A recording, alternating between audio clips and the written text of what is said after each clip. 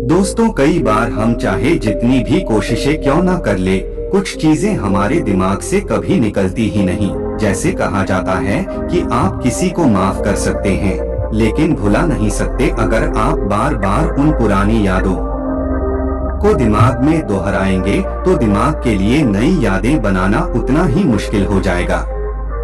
लेकिन सबसे बड़ा सवाल यह है कि आखिर हम उन यादों से कैसे छुटकारा पाएं, जिसने हमारी जिंदगियों को रोक कर रख दिया है। दोस्तों, यही इस कहानी के माध्यम से जानेंगे। एक गुरु का एक शिष्य बहुत ही गहन ध्यान कर रहा था, लेकिन उसका ध्यान नहीं लग रहा था। उसका मन हमेशा विचारों से भरा रहता था। उसने अपने मन को खाली करने की बहुत कोशिशें की, पर उसकी सारी कोशिशें नाकाम रही। अंत में जब वह सारी कोशिशें कर चुका, तब वह अपने गुरु के पास गया और उसने अपने गुरु से कहा, गुरुदेव, मेरा मन हमेशा विचारों से भरा रहता है। मेरा ध्यान एक जगह पर नहीं लग पा रहा है। मैं ध्यान करता हूँ तो दूसरी चीज पर पहुँच जाता हूँ, फिर तीसरी और चौथी। ऐसे करते करते मेरे मन में हजारों विचार चलते चले जाते हैं, और ये कब होता है मुझे पता भी नहीं चलता। बहुत देर बाद मुझे एहसास होता है कि मैं क्या करने बैठा था और क्या सोच रहा हूँ। हे गुरुदेव, मैं अपने मन को विचारों से खाली कर देना चाहता हूँ। मैं चाहता हूँ कि मेरे मन में एक भी विचार ना हो। जब मैं चाहूँ तभी विचार उत्पन्न हो। फिर गुरु ने कहा, किसी भी समस्या का समाधान तब निकलता है जब हम समस्या की जड़ तक पहुंचते हैं, या समस्या को ठीक से समझ लेते हैं और उसको जानते। जिस मन को तुम खाली करना चाहते हो, क्या तुमने उस मन को थोड़ा बहुत भी जाना है? शिष्य ने कहा, गुरुदेव, मन को जानने की बहुत कोशिश है कि मैंने, लेकिन मैं जितना जानता हूँ इसके बारे में वह उतना ही रहस्यमय होता जाता है। गुरु ने कहा, जाओ और एक घड़े को छोटे छोटे पत्थरों से भरकर लेकर आओ। फिर से एक घड़े में छोटे छोटे पत्थर भरकर ले आया और गुरु के पास रख दिए। गुरु ने कहा, इस घड़े को तुम अपना मन समझो और इस गड्ढे में भरे पत्थरों को अपनी विचार। अब इस घड़े में पत्थर डालो। शिष्य ने घड़े में पत्थर डालना शुरू किया। घड़ा पहले से ही भरा हुआ था। 10 पत्थर डालने के बाद बाकी सारे पत्थर नीचे गिरने लगे। तब गुरु ने कहा, रुको और ध्यान से देखो। अब घड़े में पत्थर नहीं आ रहे हैं, बल्कि वह नीचे गिर रहे हैं, क्योंकि यह भर गया है जो इसमें आ सकता था। आ गया अब, और पत्थर नहीं आएंगे। अगर दूसरे पत्थर डालने हैं तो पहले वाले पत्थरों को निकालना होगा। शिष्य ने तुरंत ही कहा, गुरुदेव, मैं समझ गया हूँ कि आप क्या बताना चाहते हैं। आप बताना चाहते हैं कि हमें अपने मन को विचारों से खाली कर देना। गुरु मुस्कुराए और गुरु ने कहा, पहले पूरी बात समझ लो, उसके बाद मन को खाली कर लेना। गुरु ने कहा, हमारा मन इस घड़े से बिल्कुल उल्टा है। घड़े को तुम पत्थर से भर सकते हो, लेकिन मन को विचारों से नहीं भर पाओगे। मन हमेशा खाली ही रहता है। शिष्य ने कहा, गुरुदेव, मैं कुछ समझ नहीं पा रहा हूँ। मन अगर हमेशा खाली रहता है तो हम उसे खाली करने में क्यों लगे रहते? उसकी क्या आवश्यकता है? गुरु ने कहा, इस घड़े से सारे पत्थरों को एक एक करके बाहर निकाल दो। शिष्य ने ऐसा ही किया। घड़े से एक एक पत्थर को बाहर निकालता रहा और अंत में वह घड़ा खाली हो गया। गुरु ने कहा, देखा तुमने, एक एक पत्थर को बाहर निकाला तो यह घड़ा खाली हो गया। अब तुम इस घड़े में कोई भी पत्थर डाल सकते हो, दूसरे पत्थर डाल सकते हो, या उन्हीं पत्थरों को दोबारा भी डाल सकते, आधा भर सकते हो या इसे फिर से पूरा भर सकते। शिष्य ने कहा, गुरुदेव, मैं भी तो यही कह रहा हूँ कि मन को खाली करना है। यह पत्थर हैं, इन्हें आसानी से निकाला जा सकता है और घड़े को खाली किया जा सकता है, लेकिन मैं अपने मन को कैसे खाली करो? गुरु ने कहा, इस खाली घड़े में एक पत्थर डालो और 2 पत्थर निकालो। शिष्य ने कहा, ऐसा कैसे हो सकता है गुरुदेव? जब इस घड़े एक पत्थर होगा तो एक ही पत्थर निकलेगा, भला 2 कैसे निकल सकते हैं? गुरु ने कहा, चलो तो ऐसा करो, इस घड़े में 2 पत्थर डालो और 4 पत्थर निकालो। शिष्य ने कहा, गुरुदेव ऐसा कैसे हो सकता है? ये कोई चमत्कार ही घड़ा तो है नहीं कि 1 डालो और 2 निकालो, 2 डालो तो 4 निकालो।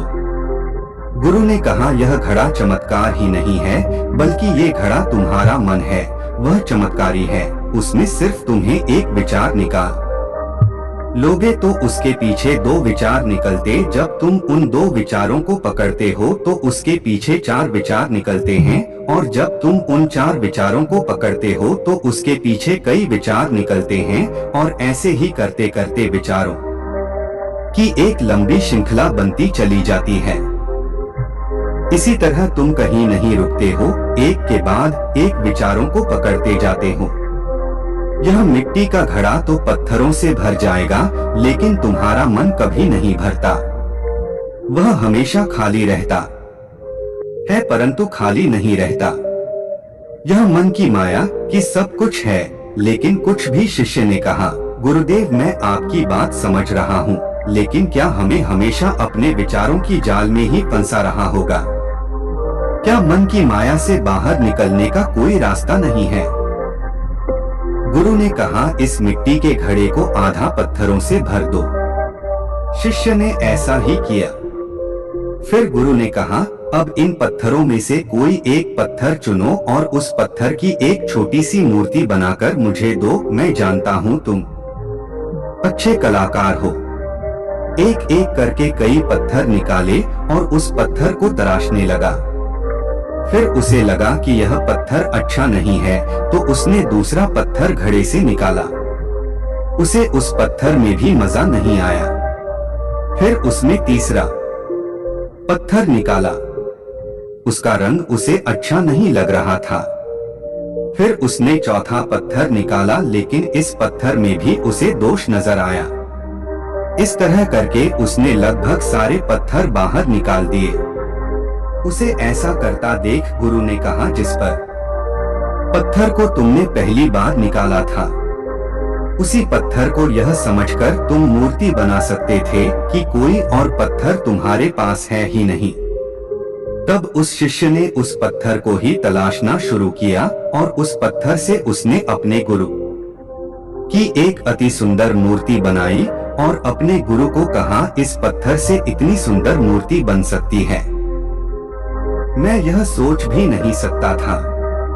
गुरु ने कहा, जब हमारे पास विकल्प नहीं होता तब हमारे पास जो भी होता है हम उसी में अपनी संपूर्ण ऊर्जा लगाते हैं और उसी को सबसे बेहतर बनाते हैं। और जब विकल्प होता है, जब हम बस पत्थर ही चुनते रह जाते हैं, मूर्ति बनती ही नहीं। ठीक उसी प्रकार हमारा मन भी हमारे लिए एक विचार के पीछे हजारों विकल्प खोलकर रख देता है, और हम एक मुख्य विचार को छोड़कर उन हजारों विकल्पों में फंस जाते हैं। शिष्य ने कहा, मैं आपकी बात अच्छी तरह से समझ गया हूँ, लेकिन अब मुझे क्या करना चाहिए? मेरा मार्गदर्शन करें। गुरु ने कहा, मन की जाल में मत सोए रहो, मन को खाली करने का प्रयास मत करो, अपने ध्यान को एकत्रित करो। सागरताल आओ, जो कर रहे हो उसे अंतिम समझकर करो। ऐसे करो कि इसके बाद तुम्हें कुछ नहीं करना, और जब दूसरे विचार पर कार्य करो तब केवल उसी पर कार्य करो, किसी तीसरे विचार पर नहीं। मन के माया जाल से निकलना इतना आसान नहीं है, लेकिन अभ्यास करने से सब कुछ पाया जा सकता है। शिष्य ने कहा, गुरुदेव मैं ऐसा ही करूंगा। यह बात समझाने के लिए आपका बहुत धन्यवाद। हम सब अपने मन को खाली करने का प्रयास करते रहते हैं। हमारे मन में जो विचार उठते रहते हैं उससे हम परेशान रहते हैं। हम चाहते हैं यह विचार कहीं चले जाएं और हम शांत हो जाएं। लेकिन हम जितना इन विचारों से भागते हैं, ये विचार हमें उतनी ही जोर से पकड़ लेते क्योंकि हम विचारों को शांत करने के लिए विचारों का ही प्रयोग करते हैं, अर्थात जिन विचारों का प्रयोग करते हैं वह विचार आपके उन्हीं विचारों से जुड़े होते हैं। जिन विचारों को आप छोड़ना चाहते हो वह छोड़ना नहीं चाहते, तो ये कैसे संभव होगा कि आप शांत हो सके? यह तभी संभव हो सकता है जब आप शांत होने की कोशिश भी छोड़ दें और अपनी समस्या के समाधान पर ध्यान दें, एकाग्रता लाए, ध्यान लगाएं और इस बात को समझें कि चिंता करने से समाधान नहीं मिलता बल्कि चिंतन करने से समाधान मिलता है। दोस्तों, ये कहानी आपको कैसी लगी और आपने इस कहानी से क्या क्या सीखा? हमें नीचे कमेंट बॉक्स में कमेंट करके जरूर बताएं।